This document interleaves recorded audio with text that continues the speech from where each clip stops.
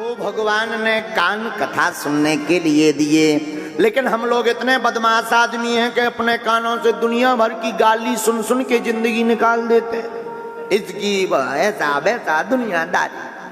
अरे भैया मेरे पागलो, जिंदगी में याद रखना, भगवान ने तुम्हें कान भगवान की कथा सुनने के लिए दी है। जो अगर कानों से भगवान की कथा को सुनता है, उनके कानों के साथ साथ उस जीव का बेड़ा पार हो जाता है। लेकिन कब सुनोगे? हद हो गई। आदमी सुनता कब? डूबो। जो सुनना चाहिए वो सुनते ही नहीं। पड़ोसी की लुगाई भग जाए, पर देखो तुम सुनने में इतना मन लगता, इतना मन लगता। अच्छा तो कैसे गई? खोल खोल कर। अच्छा तो कै बजे निकली? अच्छा तो फोन ले गई कि नहीं? हद हो गई। तुम्हारी ठटरी भर है, पार सीमा पार है। अरे पूरा गांव उस दिन कोई काम ही ना करे, सब बैठे ऐसे जैसे खुद की भग गई हो। अब मान लिया राम राम राम राम। अच्छा भैया यार पैसा ले गई। अरे मेरे पागलो, जितना तुम संसार की कथा सुनने में रस लगाते हो, उतने से आधा रस राम जी की कथा सुनने में लगाओगे। अच्छा तो फिर प्रभु ने क्या किया, फिर भगवान ने क्या किया, फिर कैसे भक्तों का बेड़ा पार किया, ऐसा रस जब तुम्हारे हृदय में आने लगे तब समझना तुम बढ़िया कथा श्रोता बन गए हो।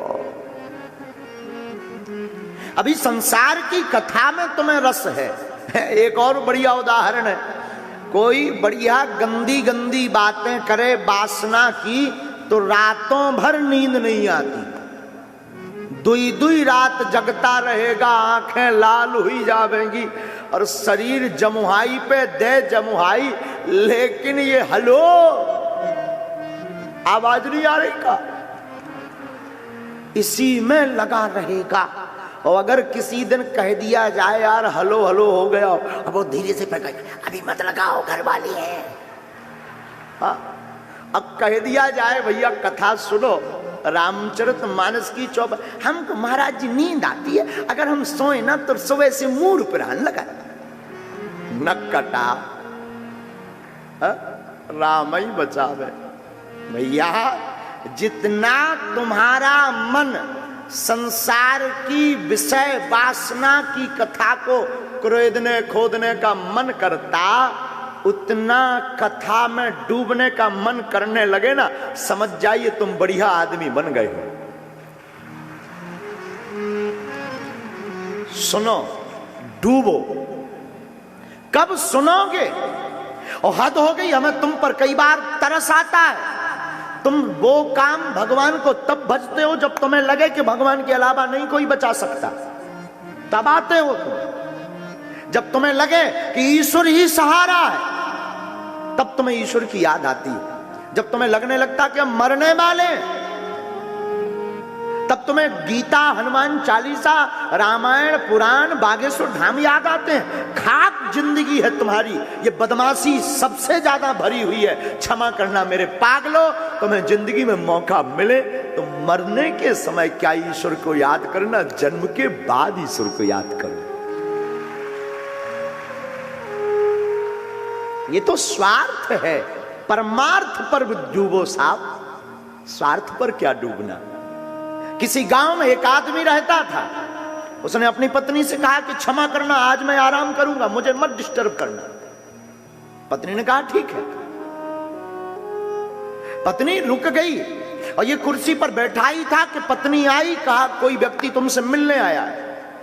इसने डांट कर कहा मैंने कहा था ना कि मुझे आज डिस्टर्ब मत करना, मैं आराम करूंगा। मैं बैठ नहीं पाया, ठीक से कुर्सी चेयर पकड़ नहीं पाया, और तूने आके कह दिया कि कोई आदमी मिलने आया।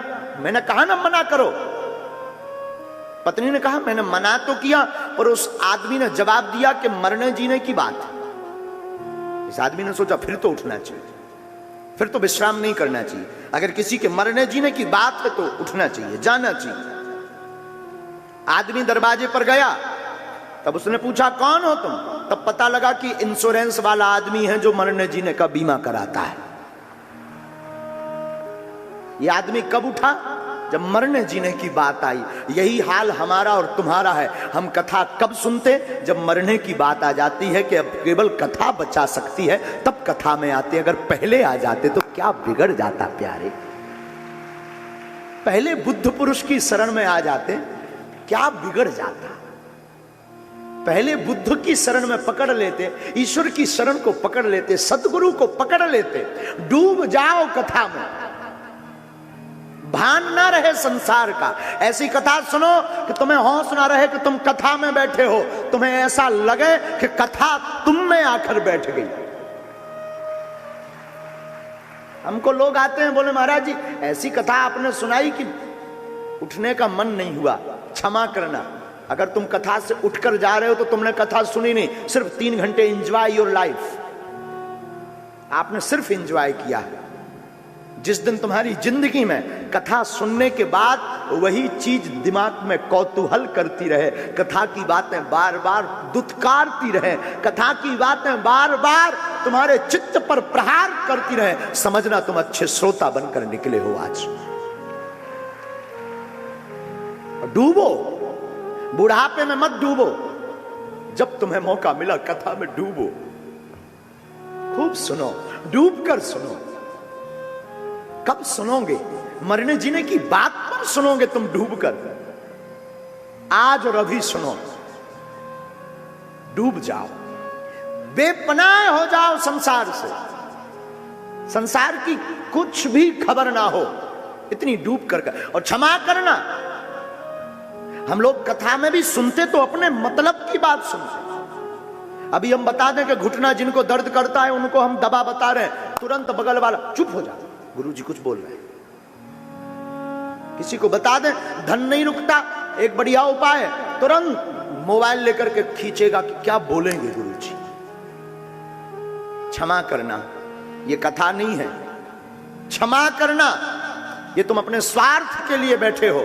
क्षमा करना, तुम अगर परमार्थ के लिए आना शुरू कर दो, तुम अगर परमार्थ के लिए कथा सुनना शुरू कर दो, तुम अगर कथा में डूब जाने के लिए डूबना चाहते हो, कथा सुनना चाहते हो, जीना शुरू कर दो, तो मैं तुम्हें कह सकता हूं बड़े दावे के साथ कि अगर कथा में भगवान आते हैं तो वो ईश्वर तुमसे बिना मिले रह नहीं सकता है। वो मिलकर जाएगा, तुम्हें खोज कर जाएगा। कभी मीरा बनो। मीरा डूबती थी तो मीरा को होश नहीं रहता था संसार का। मीरा डूबती थी तो मीरा को भान नहीं रहता था कि मैं किसी राजा की पुत्री हूं। और होश में आना कथा में, क्षमा करना, मेरी बात तुम्हें बुरा लगे तो क्षमा करना। कथा में तुम सम्मान को पाने मत आना कि कोई मुझे पूछेगा तो मैं बैठूंगा तो मेरा सम्मान होगा, तो मेरी फोटो खींचेगी, फिर मैं मंच पे जाऊंगा। तुम कथा में नहीं आए, तुम बदमाश आदमी हो। कभी मौका मिले तो मान सम्मान के भूख में कथा में मत आना, हनुमान की भूख में कथा में आना। और ये व्यर्थ की बात में बंद करो, वरना कथाओं में आना बंद करो तुम। और मेरी कथा में तो आना तो होश में आना।